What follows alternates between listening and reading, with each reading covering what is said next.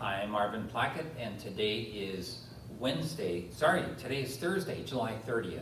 Greetings to all residents, to all staff, and to all guests. I'm thrown just a bit here because that camera's closer than it usually is. I know, I look the same there, but here on Facebook, or our lives, Facebook, it's a little different on our website. I have a new helper today. Thanks, Susie. We continue to have 3 active COVID cases at this time, 1 resident and 2 staff. And we of course hope that they're going to be coming back soon, fully recovered.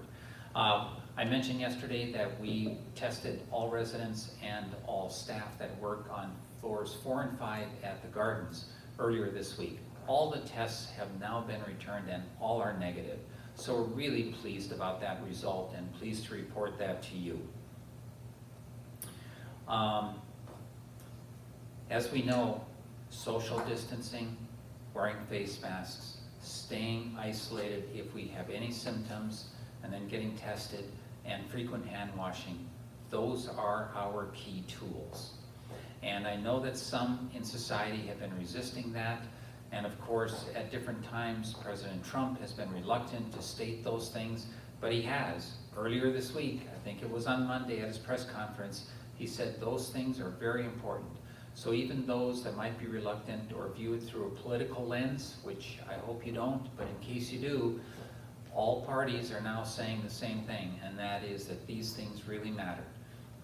Social distancing, wearing a face mask, frequent hand washing, and isolating yourself immediately if you have any of the COVID symptoms so that you can be tested, etc. So vigilance on all of our parts is really vital to protect yourself, to protect one another. I want to lastly turn to the fact that John Lewis today is being put to final rest.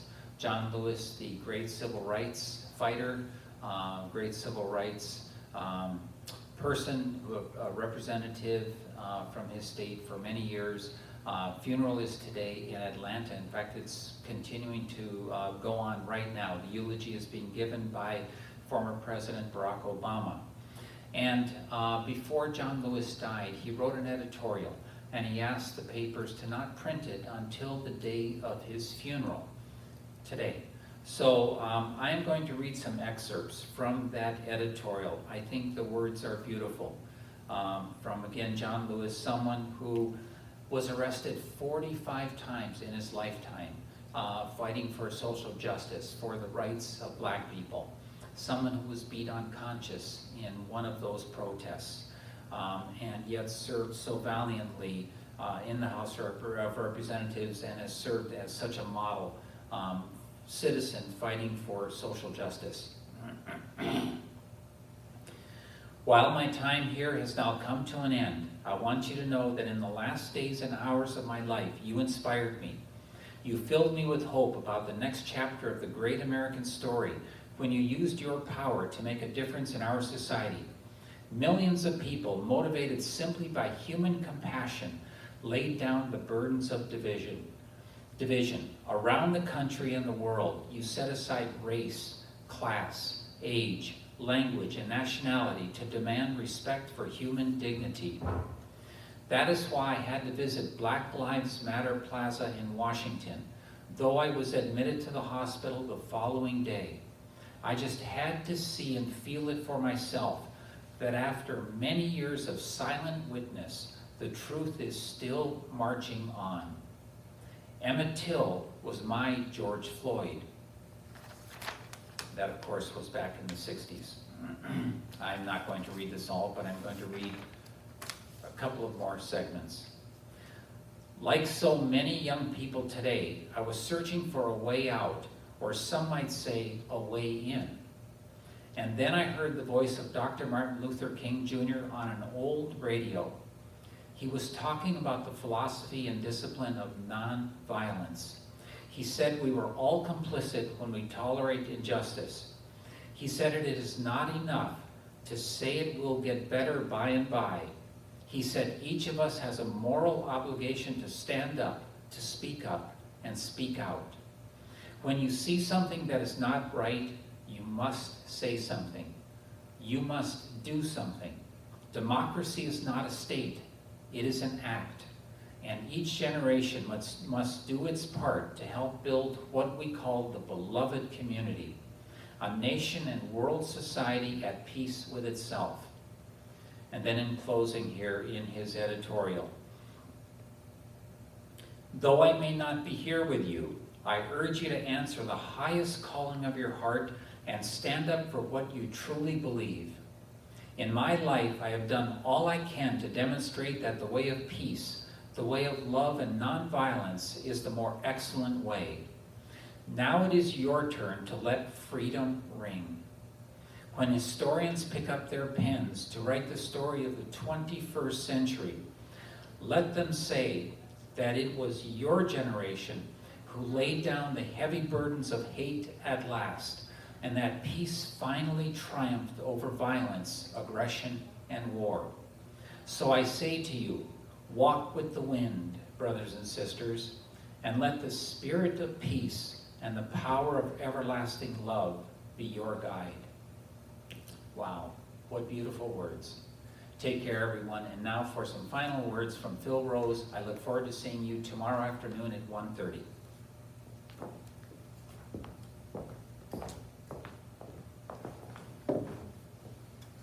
Thank you very much, Marvin. Those are incredible words from John Lewis and quite a call to action for all of us. So I've been thinking about 2020, and of course, poor 2020 has not been going well. But there have been a few good things. So this morning I decided I'm going to think about those things that have happened that are good things for us. And here are some good things that have happened in 2020 globally.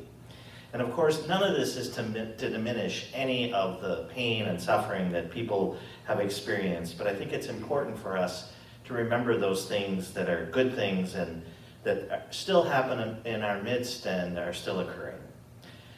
One thing, if you've been online much, you know that we've discovered the power and joy of virtual choirs.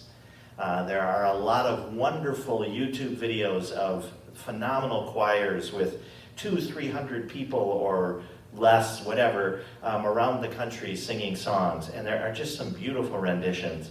And then there's the version of them that's one person singing 8 or 10 parts themselves. Those are a lot of fun as well.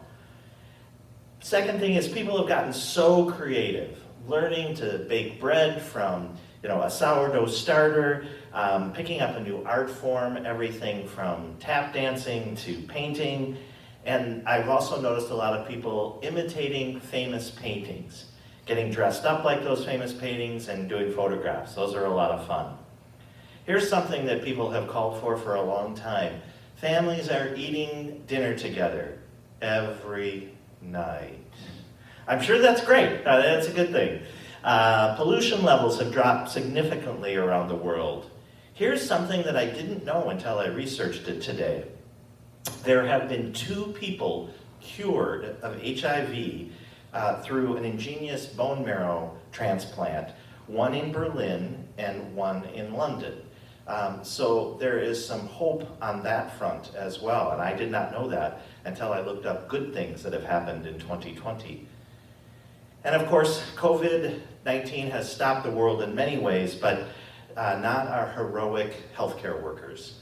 And we have been inspired by that. And another thing that for me is inspiring is that most people around the world are doing the right thing and wearing their masks, not for themselves, but for others. And that is reassuring to know that we care for one another.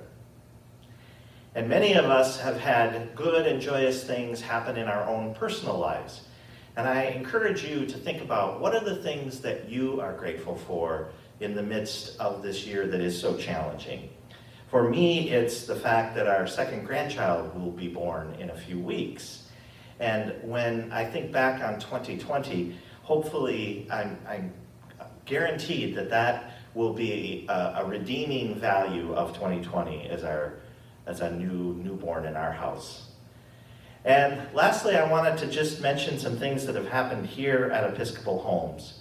we've seen tremendous examples of love, courage, empathy, and human connection as people have cared for one another in the midst of the illness and gathering to be together for one another. And there have been some fun things. A few weeks ago, the Life Enhancement Group did a talent show, which I believe is still online. You can go and find that online. It was a staff talent show. And today, they are going to do a fashion show. So I know that I traditionally wear the pandemic black. I was wearing it before the pandemic happened, and I probably will continue to afterwards. But I've decided today I could spice it up a little bit. I have my red, a little splash of red. This says kindness on it.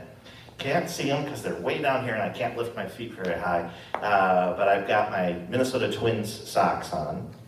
And of course, we now have a new tool for dressing up our wardrobes.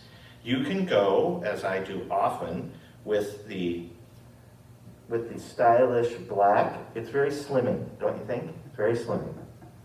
Then if you're into hospital chic, you wear the operating room blue.